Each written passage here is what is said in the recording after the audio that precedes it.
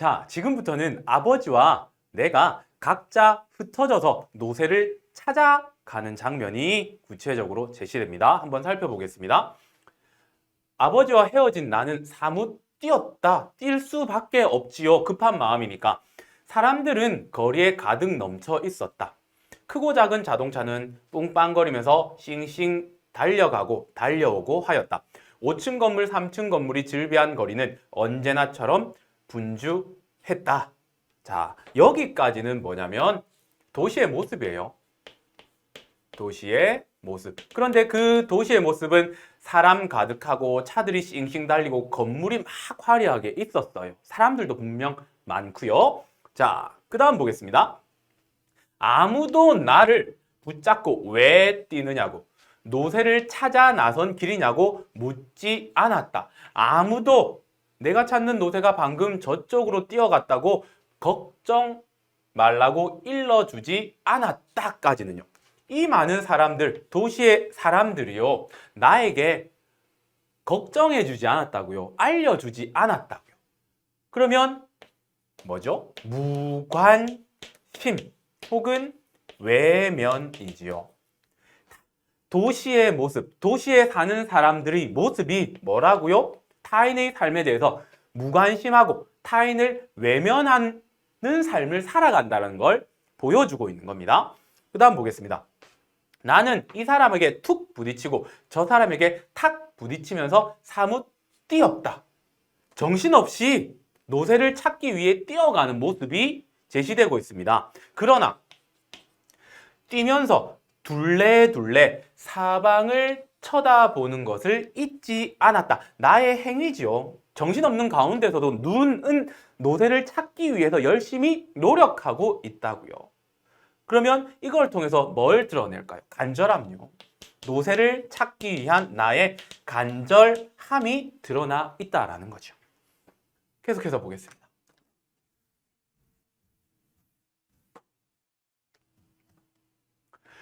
벌써 거리는 조금씩 어두워지고 있었다. 시간의 경과죠. 이미 앞 이마에 헤드라이트를 켠 자동차도 있었다. 나는 그런 자동차들이 막 뛰어다니는 노새로 보였다.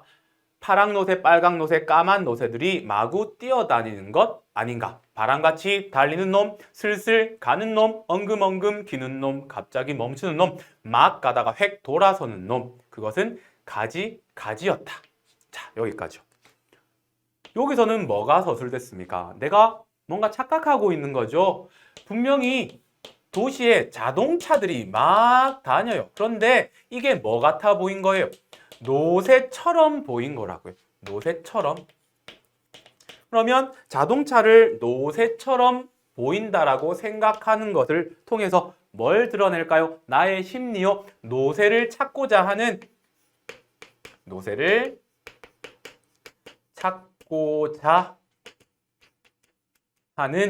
나의 절박함.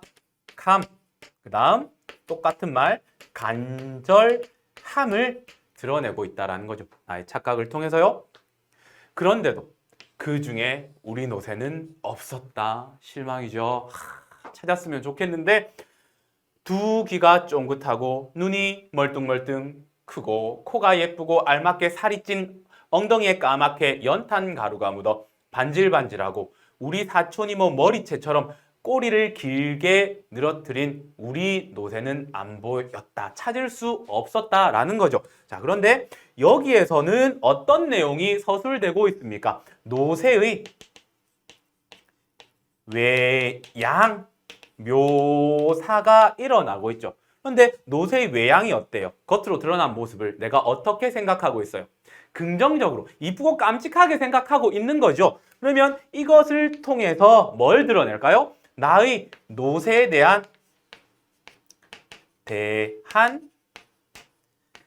애정을 드러내고 있는 거예요. 다 좋아 보이는 거예요. 내가 관심을 갖고 있는 대상이니까, 좋아하는 대상이니까 예뻐 보이는 거예요. 자, 그 다음 넘어갑니다.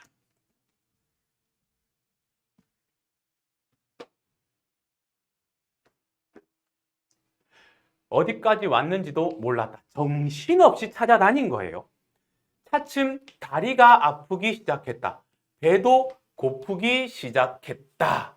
그러고 보면 나는 오늘 점심도 설친 채다. 제대로 먹지 못했다라는 거죠. 이게 뭘 의미할까요? 지쳤다고요. 지쳤다고요. 자, 여러분들 생각해 보세요. 여러분들이 하루 종일 돌아다녔어요. 밥도 제대로 못 먹고요. 그러면 잃어버린 물건을 찾겠다는 생각이 있을까요? 아니면 포기할까요? 대부분 다 포기하겠죠. 그런데 얘는 어떠냐고요? 보겠습니다. 아이들하고 한참 놀다가 집에서 점심을 몇 술 뜨는 둥 마는 둥 하다가 아버지의 일이 궁금하여 연탄 공장에 갔었는데 그때 마침 아버지가 짐을 싣고 나오는 것이었다. 그러나 나는 걸음을 멈출 수가 없었다. 아이의 상태는 뭐예요? 나의 상태는 뭐예요? 다리 아프고 배도 고파요. 밥도 제대로 못 먹었어요. 그런데 포기할 수가 없었다는 거예요. 계속해서 찾아야 됐다라는 거죠. 뭐요? 간절함. 왜 계속해서 간절함, 절박함을 나를 통해서 드러낼까요? 노새가 우리 가족에게 어떤 의미인데요? 노새를 왜 찾아야 될까요? 노새는요, 지금 가족과 함께 생활하는 거의 가족과 같은 의미예요. 그리고 또 하나는 뭐예요? 생계수단인 거예요. 그러니까 간절하게 찾을 수밖에 없는 거겠죠.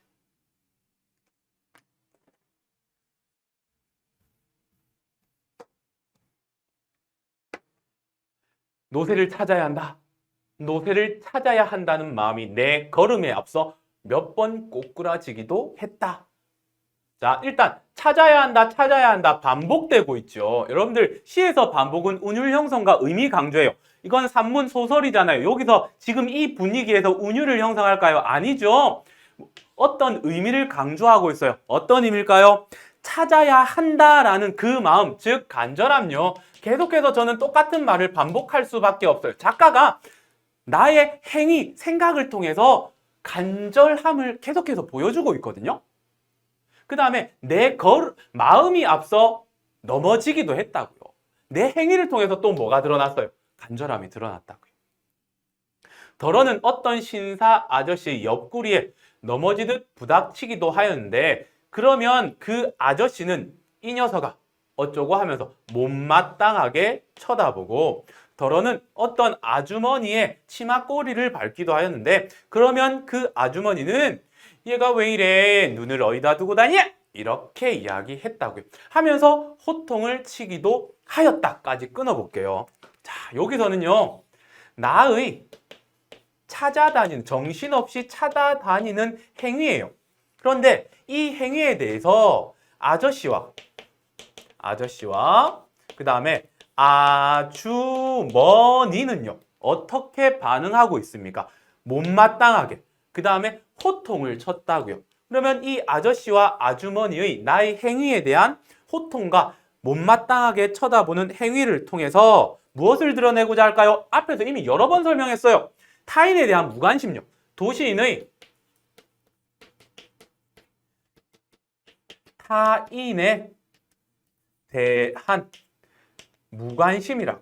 지금 도시가 지금 이 모양, 이 꼴이 되었다라는 것을 작가는 보여주고 싶은 거예요. 여러분들 상식적으로 생각해 보세요. 아이가 막 정신없이 막 이렇게 찾아다니면서 부딪히고 막 이러면 어른들 입장에서는 어떻게 해야 돼요?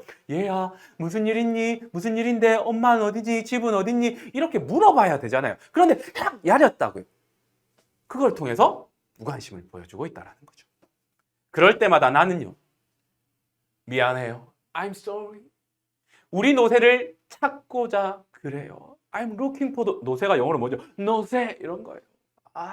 하고 뇌까렸으나 입 밖으로 말이 되어 나오지 않았다고요. 지칠 대로 지치고 정신없이 다니고 있는 나의 모습이 드러나는 거예요. 이걸 통해서 뭘 드러낸다고요? 찾아야 한다라는 간절함, 절박함이요. 계속해서 보겠습니다.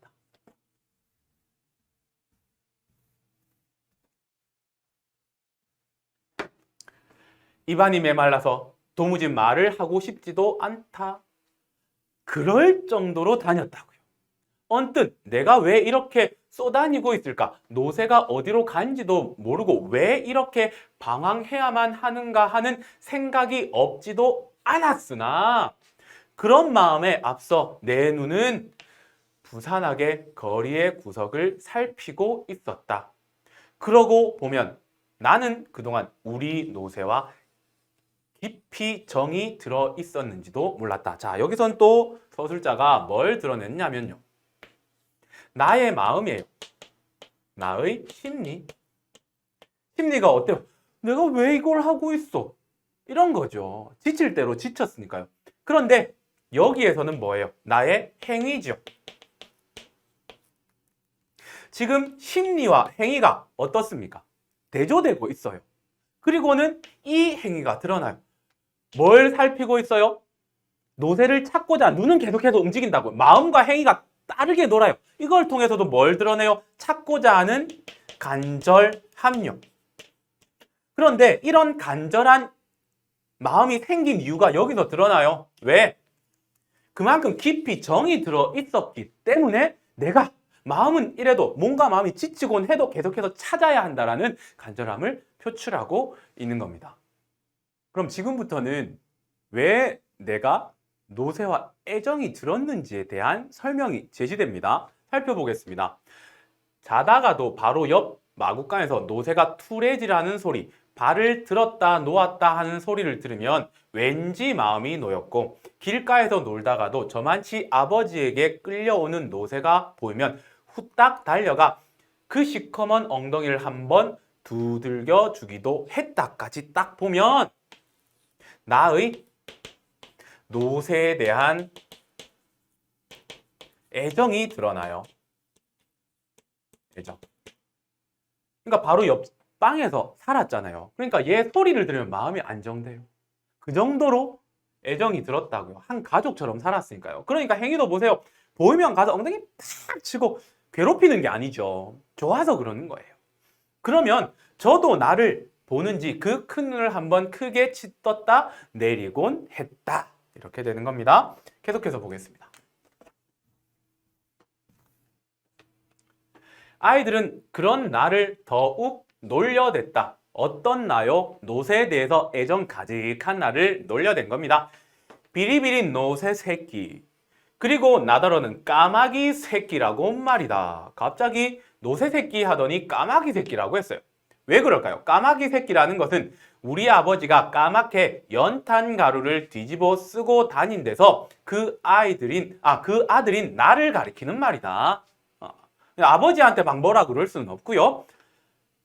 까마귀 새끼라고 이야기를 했다는 거죠. 사실 아버지는 노상 시커먼 몰골을 하고 다녔다. 옷은 물론 국방색 신발도 온새 깜장 구두가 되어 있었다. 손, 얼굴 할 것 없이 온몸이 검정투성이었다. 어쩌다가 횡하고 코를 풀면 콧물조차 까맸다까죠. 자, 여기에서 여기까지 무슨 내용이 드러나느냐? 아버지의 모습요. 아버지의 모습인데요. 이 아버지의 모습은 공통점이 뭐예요? 시커맸다고요. 늘 연탄 배달을 하고 다녔으니까 시커맸다라는 거죠. 그런데 이 정도로 시커매지려면요, 엄청난 삶을 살았다는 거예요. 이 아버지의 시커먼 모습의 묘사를 통해서 뭘 드러내느냐? 아버지가 힘겨운 삶을 살았다는 거예요. 시커매질도록 연탄 배달을 겁나게 많이 했으니까요. 그 연탄 배달 쉬울까요? 어려울까요? 어려워요. 그 어려운 삶을 매일매일 살아가니까 아버지의 모습을 통한 그의 힘겨운 삶이 드러난 겁니다. 그 다음, 그런 가운데서도, 시커먼 가운데서도요, 눈 하나만은 퀭하니 크게 빛났다. 다 시커먼데 눈만 반짝반짝 걸었다고요. 이걸 통해서 뭘 드러내고자 하느냐면요, 아버지의 가장으로서의 책임의식이 드러난다는 것을. 가장으로서의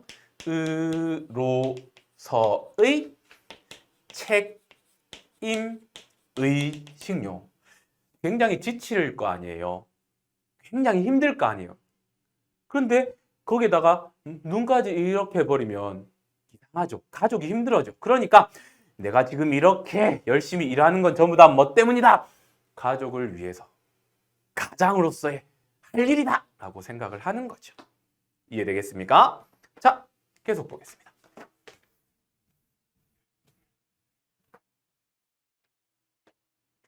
아이들은 그런 아버지를 보고 까마귀라고 불러댔으나 차마 대놓고 그러진 못하고 나만 보면 까마귀 새끼라고 놀려댔다. 친구 부모님한테 까마귀 이렇게 할 수는 없으니까 나를 그냥 까마귀 새끼라고 한 거라고요. 하지만 보세요. 저희네 아버지는 별것이었던가 진화의 아버지도 별것 없었다라는 거예요. 그 모습이 드러납니다. 연기인의 아버지는 조그만 가게와 연탄불을 피워 가지고 다니면서 뻥소리와 함께 생사를 납작하게 눌러 튀겨내는 장사를 하고 있었다고요. 뻥이요! 라고 하면 깡냉이 같은 게 막 나왔다고요. 그 다음에 종다리네 형님은 번데기 장수였다. 순철이네 아버지는 시장 경비원이었고 귀달래 아버지는 포장마차에서 장사를 하고 있었다. 자, 여러 가지 아버지들이 나열되고 있어요. 자, 이거 구동네 모습이죠. 구동네 내 친구 아버지의 모습들이 나열되고 있어요. 그런데 이 아버지들 뭐 대기업에 다녀요? 아니죠. 전부 다 어떤 삶을 살고 있어요? 도시 빈민의 삶이라고요. 도시 빈민의 삶을 살고 있음을 아버지의 직업을 통해서 드러냈다고요. 구동네가 그런 사람들이 모여 있는 곳이고요.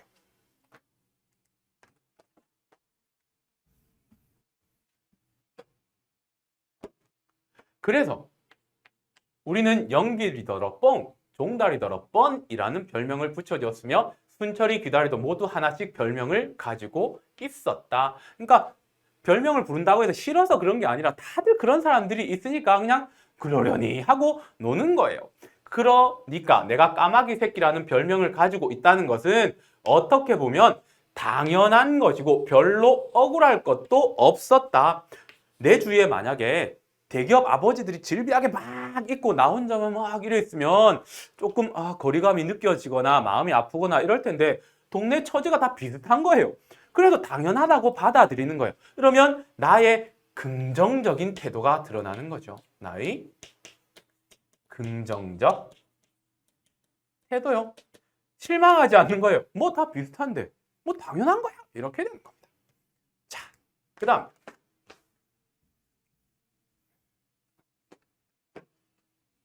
내가 집에 돌아온 것은 밤 10시도 넘어서였으나 아버지는 그때까지도 돌아오지 않고 있었다. 못 찾은 거예요, 아버지도.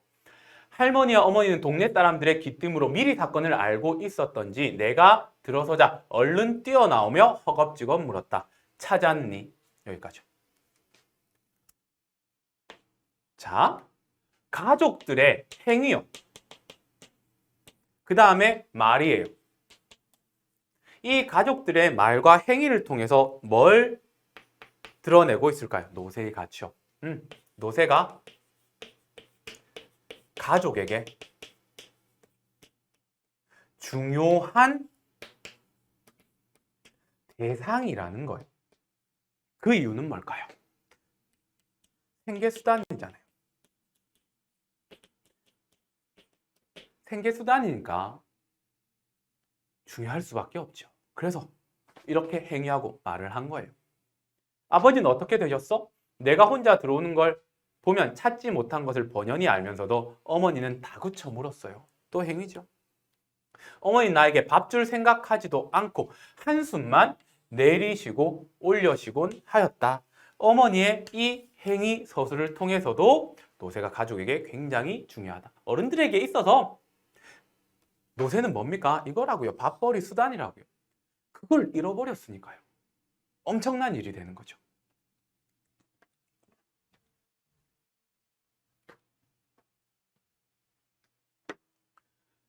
아버지가 돌아온 것은 통금 시간이 거의 다 되어서였다. 자, 지금은 통금 시간이 없어요. 통금 시간이 뭐냐면 일정 시간 이후로는 밖으로 나다닐 수가 없는 거예요. 저 아마 태어나기 전에 이런 거 있었어요. 당시 시대적 배경을 알려주는 거예요. 저 때 분명히 이거 없었습니다.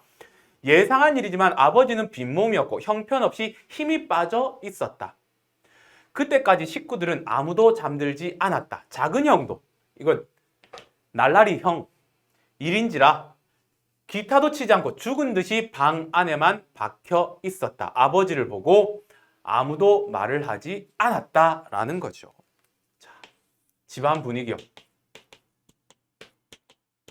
분위기를 어떻게 드러내고 있어요? 아버지의 행위.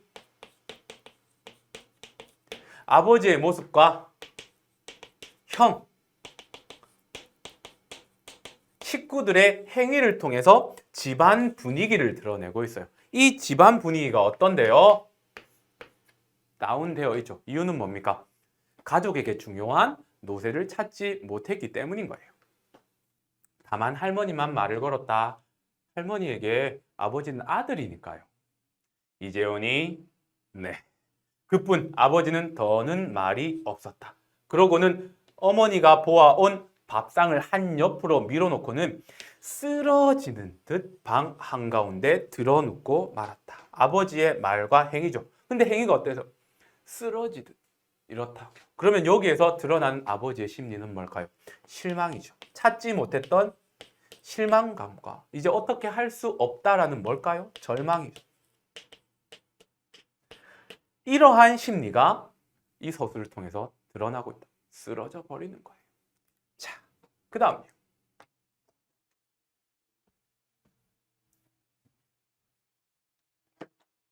아버지는 지금 내일부터 당장 벌이를 나갈 수 없다는 아픔보다도 길들여 키려온 노새가 가여워서 저러는지도 모를 일이었다. 자, 여기요. 이거는 나의 추측이에요. 나의 추측. 아버지가 저렇게 실망하고 절망하는 모습에 대한 나의 추측이에요. 그런데 이 추측 내용이 뭐예요? 노새가 가여워서 그런다라고 이야기를 하는 거죠. 그런데 이 글을 읽는 우리는 알고 있어요. 어른들 입장에서 노새는 뭐라고요? 생계수단이라고요. 그 생계수단을 잃어버렸으니까 아버지는 저렇게 절망하는 거예요. 먹고 살 일이 막막하니까. 그런데 그에 대해서 나는 이렇게 추측했다고요. 그러면 나의 이 추측을 통해서 뭘 드러내고자 하느냐면 나의 아이다운 순수함요. 아이니까 이런 생각을 하는 거예요. 아버지가 우리 노새가 너무 가여워가지고 저렇게 실망하셨구나 이렇게 생각을 하신 거죠. 자, 보겠습니다. 아버지는 원래 마부였다. 마차를 모는 사람이었다고요. 서울에 올라오기 전 시골에서도 줄곧 말마차를 끌었다. 어쩌다가 소 달구지를 끄는 적도 있긴 했으나 얼마 가지 않아 도로 말마차로 바꾸곤 했다. 그런 아버지였으므로 서울에 올라와서는 내내 말마차 하나로 버텨왔는데 어떻게 마음먹었는지 노새로 바꾸고만 것이다. 여기서는 이 부분이 되게 중요한 포인트가 될 수 있습니다. 자, 그 다음요.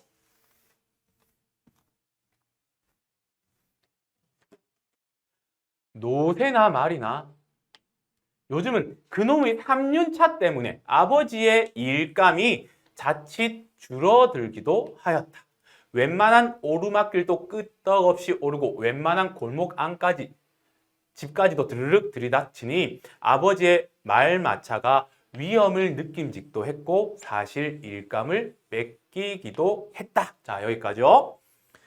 자, 3륜차가 등장했습니다. 3륜차. 3륜차가 뭐냐면 말 그대로 바퀴 3개로 이루어진 자동차요. 이게 원 명칭이 뭐냐면 시발 자동차요. 저 욕한 거 아니에요. 시발 자동차. 자, 이게 상징하는 게 뭐냐면 바로 산업화, 도시화를 말하는 거예요. 즉, 삶의 변화된 모습이에요. 세상이 이렇게 변화됐다고요. 산업화, 도시화 되었다고요. 이 변화 결과로 어떻게 했어요? 아버지, 일거리가 줄었음을 여기에서 서술하고 있는 거예요. 자, 그러면 이렇게 변화로 일거리가 줄었으면 여러분들 같으면 어떻게 해야 돼요? 바꿔야죠.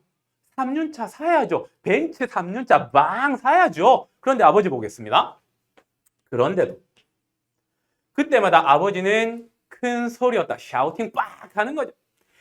휘발유 한 방울 안 나온 나라에서 자동차만 많으면 뭘 해? 마치 애국자처럼 말하는 것이었으나 나는 아버지의 그 말 뒤에 숨은 오기 같은 것을 느낄 수 있었다. 자, 이 아버지의 말을 통해서 인물의 말입니다. 이 말을 통해서 뭘 드러내고자 하느냐면 아버지의 어떤 의지, 선비적 의지 아니에요. 시대 변화에 적응하지 못하는 하지 못하는 아버지의 삶을 드러낸 거예요. 그래서 아버지가 지금까지 이렇게 힘들게 시커멓게 되도록 연탄 배달을 하면서 살아오게 됐다라는 거예요. 시대 변화에 적응해야 되는데 적응하지 못하니까 계속해서 많은 일을 하는데 어렵다라는 거죠.